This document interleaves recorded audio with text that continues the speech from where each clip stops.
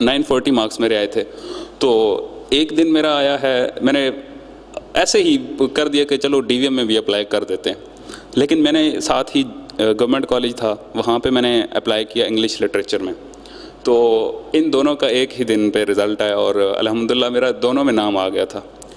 تو میرے والد صاحب نے کہا کہ آپ کو ڈی وی ایم کرنا چاہیے.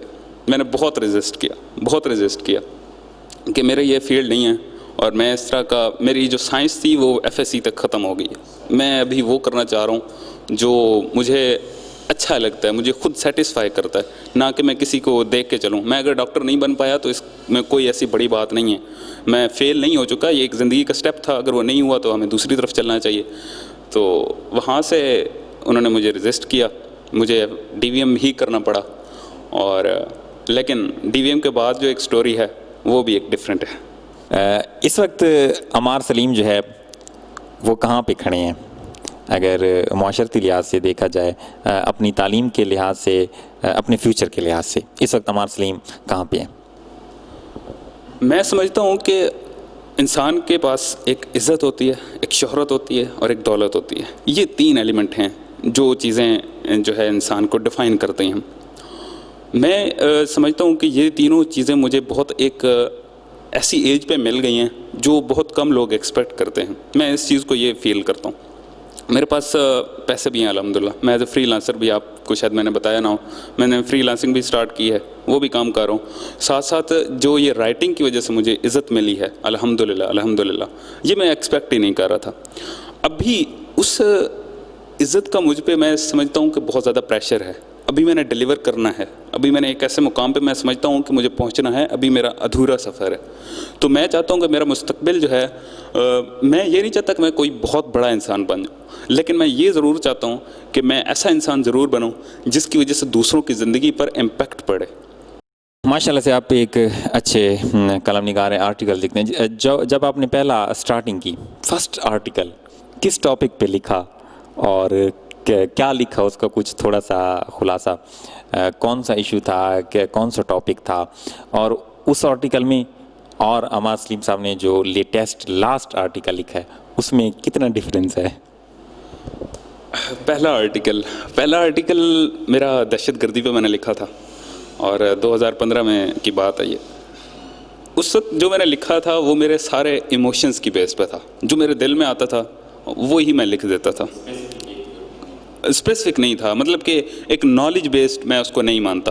وہ تھا کہ آپ کے جذبات کے الفاظ جو نکلتے ہیں نا, وہ تھے چیز. ہاں یہ ایسی بات ہے. تو وہ خوشی کا بھی بہت مقام تھا. لیکن جب آپ بات کریں گے لیٹسٹ آرٹیکل کی, میں اس آرٹیکل کو دیکھوں نا تو مجھے ہنسی آتی ہے کہ میں نے یہ کیا لکھا تھا. اور کیونکہ اب جو میرا آرٹیکل ہے وہ ایموشن سے زیادہ انفارمیشن بیس ہے, جس میں کوئی سبق ہو. جو میرا پہلا آرٹیکل تھا دہشت گردی پر, میں نے اس میں اپنی ایک قوم کو ایک ایسا پیش کیا تھا کہ جیسے ہی, مطلب کہ ہم لوگ بہت ایک مظلوم قوم ہے, اس طرح کا میں نے اس کو پریٹینڈ کروایا تھا کہ ہمارے اوپر ظلم ہو رہا ہے. لیکن اب جو میرا آرٹیکل ہے وہ فیکٹس بیس پہ ہے. اگر میں اب وہ آرٹیکل لکھوں گا نا تو میں یہ لکھوں گا کہ ہم مظلوم کیسے ہیں, یا ہمیں کس نے بنایا, اس میں کس کا قصور ہے. میرا اب کا آرٹیکل ایسا ہوگا جو میں نے ریسنٹ لکھا ہے. یہ ان دونوں میں بنیادی فرق ہے. لیکن جو میں سمجھتا ہوں کہ پہلا آرٹیکل کا جو مزہ تھا یا جو کریز تھا وہ کبھی نہیں بھولتا. آپ چینل سے ریلیٹڈ ہیں, میڈیا سے ریلیٹڈ ہیں, آپ نے کافی سارے ماشاءاللہ سے میں دیکھ رہا تھا, آپ نے لنک شیئر کیے ہوئے تھے, وہ انٹرویوز بھی آپ کے میں نے دیکھے جو آپ نے مختلف شخصیات سے کیے, خاص طور پہ شاہ لطیف صاحب سے جو دفاعی تجزیہ نگار ہیں, بہت اچھے. اس کے علاوہ JUIFA کے جو تھے مولانا صاحب, ان سے آپ انٹرویو کرے تھے. تو یہ تجربہ کیسا رہا عمار سلیم صاحب کا, یہ سفر کیسا رہا؟ اچھا, اس کا میں سمجھوں گا کہ یہ میری زندگی کا ایک خواب تھا کہ میں کسی کا انٹرویو کروں, اور یہ بھی میں نے نہیں سوچا کہ تھا کہ میں آپ کو آج انٹرویو دے رہا ہوں گا. تو یہ میرا ایک خواب تھا, میں کچھ کرنا چاہ رہا تھا. اور میں اس چیز میں یہ سمجھوں گا کہ جو ہمارا سوشل پلیٹ فارمز ہیں ان کو میں بہت زیادہ کریڈٹ دیتا ہوں کہ ہم جیسے لوگوں کو جو کچھ کرنا چاہتے ہیں یا جن کا کچھ ایم ہے, وہ ان کے لیے بہت سے زبردست پلیٹ فارم ہیں, وہ کچھ کرنا چاہ رہے ہیں. تو میرے ساتھ بھی یہی سٹوری ہوئی. میرے جو سوشل میں کچھ نہ کچھ ٹرائی لازمی کرتا رہتا ہوں اپنے لیے. ہر وقت میں کچھ نہ کچھ جستجو میں یہ رہتا ہوں کہ مجھے کچھ نیا سیکھنے کو ملے یا نیا کچھ کرنے کو ملے. میں نے ایسے ہی رینڈملی ایک فیس بک کی جو ہے آئی ڈی سے میں نے ایک لنک کو اوپن کیا, تو ان کو میں نے ٹیکسٹ کیا کہ میں ایسا کچھ کرنا چاہ رہا ہوں, میرا ایسی خواہش ہے.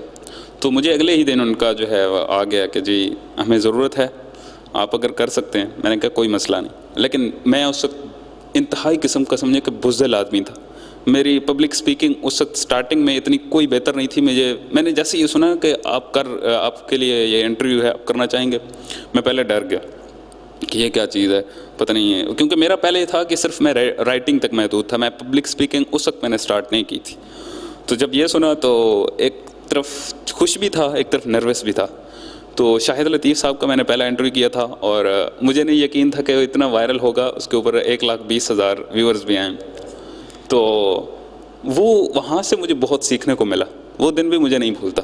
میں نے کسی کے سامنے ایک بڑے, آپ جب بھی کسی ایک ایسی پرسنالٹی کے ساتھ ملیں گے نا, ایک آئیڈیلز کے سامنے ملیں گے, تو آپ کو کچھ سیکھنے کو ملے گا. اور اس انٹرویو سے میں نے بہت کچھ سیکھا ہے. اور وہ انٹرویو میں سمجھتا ہوں بیس ہے میرے میڈیا میں آنے کی, اور میں اس کو اپنی بیس بنا رہا ہوں. ابھی بھی میں بہت زیادہ جگہ پہ ٹرائی کر رہا ہوں, اور یہی اس طرح کی سٹوری ہے. یہ سوشل میڈیا کی جس طرح سے آپ نے بات کی, چاہے جو بھی ہو سوشل میڈیا کے حوالے سے جو بھی چینل ہو, میں یہ جاننا چاہوں گا کہ نوجوان طبقہ جو ہے اب ہر بندہ آزاد ہے رائے دینے کے لیے. کسی نے اپنا پیغام پہنچانا ہے, فیس بک پہ پوسٹ کر دے, چاہے ٹویٹر چاہے انسٹا پہ کہیں پہ بھی آ جائے, تو وہ آسانی سے اپنا پیغام جو ہے وہ ڈیلیور کر سکتا ہے. ٹک ٹاک کی جو ہے وہ شہرت ہے, تو اس حوالے سے بھی بتائیے کہ ٹک ٹاکر ہیں یا نہیں, یا ٹک ٹاک کو کس طرح سے دیکھتے ہیں. تو یہ جو سوشل میڈیا ہے کہ جس نے ہر ایک کو یہ الاؤ کیا ہے کہ آپ جو ہے اپنا پیغام پبلک کر سکتے ہیں, اس چیز کو عمار سلیم کیسا دیکھتے ہیں؟ یہ ایک فائدہ مند چیز ہے یا پھر نوجوانوں کے لیے ایک نقصان دہ چیز ہے؟ اچھا, سوشل میڈیا کا نا میں سمجھتا ہوں کہ ایک طرف یہ سونے جیسا ہے اور ایک طرف یہ کوئلے جیسا ہے.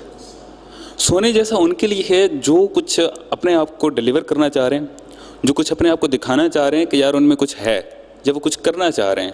یہ ان کے لیے میں سمجھتا ہوں کہ اس سے اچھی اپورچونٹی ٹیکنالوجی نے اس سے بہتر ابھی تک نہیں دی. آپ اس کو بہت اچھے طریقے سے یوز کر سکتے ہیں. دوسری طرف سوشل میڈیا ایک ایسا ہے, ٹک ٹاک کی جیسے بات کی, تو یہ ہماری سوسائٹی کو کھا رہے ہیں یہ چیزیں. ہمارے بچے, ہاں ہمارے بچوں میں ایک چھوٹے سی ایج کا بچہ ہے وہ بھی ٹک ٹاک پہ لگا ہوا ہے, ایک بڑا ایج کا بندہ ہے وہ بھی لگا ہوا ہے. تو یہ سوسائٹی ہماری جو ہے بالکل میں اس کو سمجھتا ہوں کہ ڈسٹریکٹ ہو چکی ہے, اور اس چیز نے ہمیں جتنا تباہ کر رہی ہے, ہمیں اتنا کوئی باہر سے انفلوئنس نہیں کر سکتا جتنی یہ چیزیں ہمیں تباہ کر رہی ہیں. ہمارے ملک جو ہے ابھی انڈر ڈیولپنگ ہے, ہمیں یہ چیزیں بالکل بھی ابھی زیب نہیں دیتی. ہم لوگوں کو پروڈکٹیو لوگ چاہیے. ہمارا اب یہ دیکھیں ہم لوگ ٹیکنالوجی میں کہاں پہ کھڑے ہیں, ہم لوگ کچھ ریسرچ میں کہاں پہ کھڑے ہیں, ہم ڈیولپمنٹ میں کہاں پہ کھڑے ہیں, ہماری یوتھ کیا کر رہی ہے. ہماری یوتھ کے پاس یہی مسئلہ ہے کہ ہم لوگوں کو نا جو بھی اپرچونٹی ملے اس کا ہمیں پہلے غلط استعمال دیکھتے ہیں, پھر اس کا صحیح دیکھتے ہیں. صحیح پہ جانے والے ہیں ہی بہت کم لوگ. ہمارے بہت سے لوگ اچھے بھی ہیں جو کچھ کرنا چاہتے ہیں اور اس کا پازیٹیو یوز بھی کر سکتے ہیں. میں یہ نہیں سمجھ رہا کہ ٹک ٹاک جو ہے بالکل ہی غلط ہے, اس سے آپ اچھا ایک یوز بھی کر سکتے ہیں. لیکن جس طرح یہ پب جی ہو گئی ہے, یہ چیزیں, یہ میں سمجھتا ہوں کہ بالکل ہی ان کا کوئی بیس نہیں ہے. یہ آپ کو زیادہ نقصان پہنچائیں گی. ہمارے یہاں یہ ہوتا ہے کہ جب یوتھ ہوتی ہے, ہمارے جوانی چڑھتی ہے, ہم لوگوں کے نئے نئے شوق ہوتے ہیں, ہم لوگ اپنے آپ کو یہ شارٹ کٹس ہم لوگ لینا چاہ رہے ہیں شہرت کے اور وائرل ہونے کے. آپ کی زندگی کا شارٹ کٹ جس طریقے سے آپ لوگ لیں گے شہرت, اسی طریقے سے شارٹ کٹ آپ کو اسی طرح تباہ بھی کرے گا. جتنا جلدی آپ شہرت حاصل کریں گے اتنا جلدی اسی طریقے سے آپ برباد بھی ہو سکتے ہیں. لیکن یہ ہمارے لوگوں کو سمجھ نہیں آتا. لیکن جب وقت گزر جاتا ہے تو تب انہیں سمجھ آتا ہے کہ جناب ہم لوگ کس ڈگر پہ کھڑے ہوئے ہیں. آج تھنکنگ ہماری بالکل جو ہے ڈل ہو چکی ہے. کتابیں ہم لوگ نہیں پڑھتے, ہمارا ان سے کوئی واسطہ نہیں ہے. تو میں اس تناظر میں یہ دیکھتا ہوں کہ یہ چیزیں سوشل میڈیا ہمیں زیادہ ضائع کر رہا ہے ہماری یوتھ کو بنسبت ہمیں اچھا ہمارا مسئلہ یہی ہے کہ ہم اس کو نہیں اچھی طرح یوز کریں. سوشل میڈیا کا قصور نہیں ہے. جی بہت ہی زبردست طریقے سے عمار سلیم صاحب جو ہے وہ اس چیز کو بیان کریں جس طرح سے سوشل میڈیا کے حوالے سے انہوں نے بتایا اور اپنے جو اہم باتیں ہمارے ساتھ شیئر کریں. تو میں پروگرام کے سلسلے کو مزید آگے بڑھاتا ہوں. سر میرا سوال یہ ہے کہ معاشرتی المیہ کیا ہے ہمارا؟ آپ رائٹر ہیں تو بحیثیت رائٹر کیا چیز سمجھتے ہیں کہ جس پہ آپ نے لکھا اور آپ کہتے ہیں کہ جتنا لکھو کم ہے اور آپ نے بار بار لکھا ہو؟ اس حوالے سے ہمارا معاشرتی المیہ کیا ہے اس وقت؟ اچھا، معاشرے کا المیہ میں ایک چیز کو سب سے زیادہ جو بلیم کرتا ہوں وہ ہے انفرادیت. ہم قوم ہو کر کبھی سوچتے ہی نہیں ہیں. ہم انفرادی ایک عمل کے جو ہے جا بجا ہیں. ہم انفرادیت کو بہت زیادہ ابھار دے رہے ہیں. ہمیں کوئی فرق نہیں پڑتا کہ ہمارے جو ایمز ہیں وہ کسی کے لیے آبسٹیکلز تو نہیں ہیں, کسی کے لیے رکاوٹ تو نہیں بن رہے. ہم لوگ کسی بھی اپنی خوشی کے لیے کسی کی اگر اس کا کچھ بھی کرنا پڑے, اس کو جتنا بھی نقصان پہنچانا پڑے, ہمیں کوئی فرق نہیں پڑتا. یہ چیز جو ہے نا, ہمیں یہ بھی معلوم نہیں ہے ہر فرد ہے ملت کے مقدر کا ستارہ. اس کانسیپٹ کو سمجھنے کی بجائے ہم ایک دوسرے انفرادیت کے ایسے کنسیپٹ میں پڑھ رہے ہیں جو ہمیں ہمارے سوشل جو ایشوز ہیں, سوشل جو ڈس آرڈرز ہیں وہ پروموٹ ہو رہے ہیں.